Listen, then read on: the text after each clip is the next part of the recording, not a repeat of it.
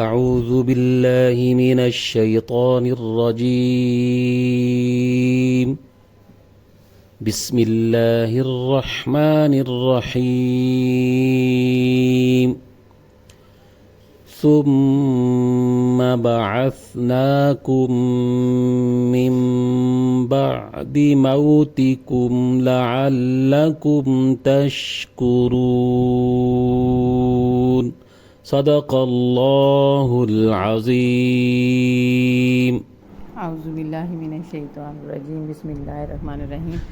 رب اشرح لی صدری ویسر لی امری واحلل عقدۃ من لسانی یفقہوا قولی. السلام علیکم. ابھی جو سورۃ بقرہ کی آیت مبارکہ کی آپ نے تلاوت سماعت فرمائی، جس میں رب تعالیٰ نے حضرت موسیٰ علیہ السلام کی قوم سے ہی مخاطب ہوتے ہوئے فرمایا ہے کہ ثم پھر بعثناکم ہم نے تمہیں زندہ کیا، من بعد اس کے بعد، موتکم تمہاری موت، لعلکم تاکہ تم تشکرون احسان مانو، کہ پھر مرے پیچھے ہم نے تمہیں مرنے کے بعد زندہ کیا کہ کہیں تم احسان مانو. یعنی وہ جو 70 آدمیوں کو لے کر حضرت موسیٰ علیہ السلام کوہ طور پر تشریف لائے تھے، کلام سنوایا، تو انہوں نے یہ مطالبہ کیا کہ ہمیں پہلے کلام سنائیں، کہ ہم یہ چاہتے ہیں کہ جو حضرت موسیٰ علیہ السلام سے رب تعالیٰ کا نوری کلام ہوگا وہ ہم سننا چاہتے ہیں. انہوں نے پہلے یہ خواہش ظاہر کی، اور جب یہ ان کا مطالبہ پورا ہو گیا تو پھر انہوں نے اس سے آگے بڑھتے ہوئے یہ کہا کہ ہم تو اپنی آنکھوں سے اللہ تبارک و تعالیٰ کو دیکھنا بھی چاہتے ہیں. اور نہ صرف یہ کہا بلکہ ساتھ یہ بھی الفاظ کہے کہ جب تک ہم دیکھیں گے نہیں اس وقت تک ایمان نہیں لائیں گے. تو ان کی اس تمنا پر سرزنش نہیں ہوئی، بلکہ جو دھمکی آمیز جملہ تھا کہ ہم اس وقت تک ایمان نہیں لائیں گے، یہ قابل گرفت ہو گیا، اور اللہ تبارک و تعالیٰ نے ان سب کو مار دیا. اس پر موسیٰ علیہ السلام نے عرض کی کہ اگر یہ مرے رہے تو آئندہ کے لیے میرے لیے مشکل ہو جائے گی کہ جب میں واپس قوم کی طرف جاؤں گا اور بتاؤں گا تو قوم اعتبار نہیں کرے گی، اور ہر معاملے میں شبہ ہوگا کہ اگر ہم اس کے ساتھ جائیں گے تو ہمیں نقصان کا شکار ہونا پڑے گا یا ہمیں نقصان اٹھانا پڑے گا. تو پھر موسیٰ علیہ السلام کی دعا کی برکت سے اللہ تبارک و تعالیٰ نے ان سب کو دوبارہ زندہ کیا اور ان کی روحوں کو لوٹا دیا، اور انہوں نے یہ ایک دوسرے کو زندہ ہوتے ہوئے دیکھ بھی لیا. اور اس کے ساتھ ساتھ علت کیا بیان کی گئی کہ تاکہ یہ احساس دلایا جائے کہ دوبارہ تمہیں اس لیے زندہ کیا گیا ہے کہ تاکہ اللہ تبارک و تعالیٰ کے تم شکر گزار بن سکو، اس کا شکر ادا کر سکو.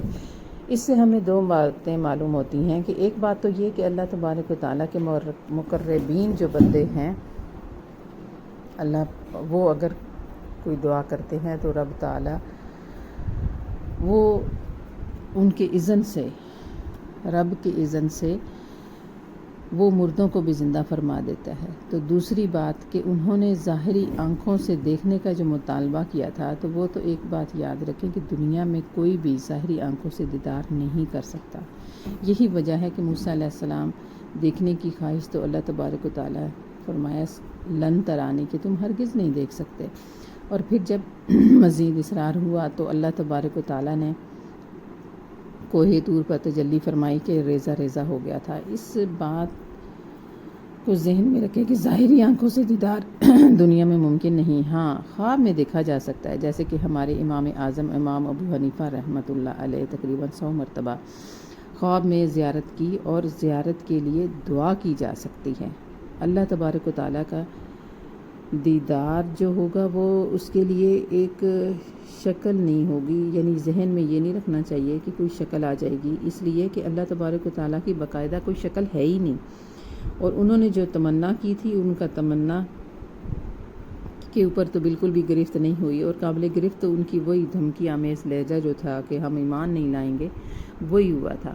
اور یہ بخاری اور مسلم میں بھی احادیث مبارکہ موجود ہیں کہ قیامت والے دن اللہ تبارک و تعالی ہر مسلمان کو اپنا دیدار کروائے گا۔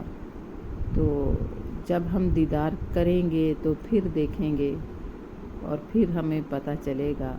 یہ تمام علماء کرام اور مفسرین نے یہ فرمایا ہے کہ تبھی بیان ہو سکے گا رب تعالیٰ کے دیدار کے بارے میں کہ کیسا ہے، کس شکل میں ہے، کہ شکل تو ہے ہی نہیں، وہاں پہ تو نہ مکان ہے نہ وقت کی کوئی پابندی ہے، تو لا مکان ہے۔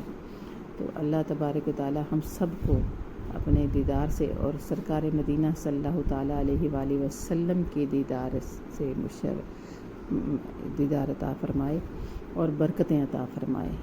وما علینا الا البلاغ، صدق اللہ العظیم۔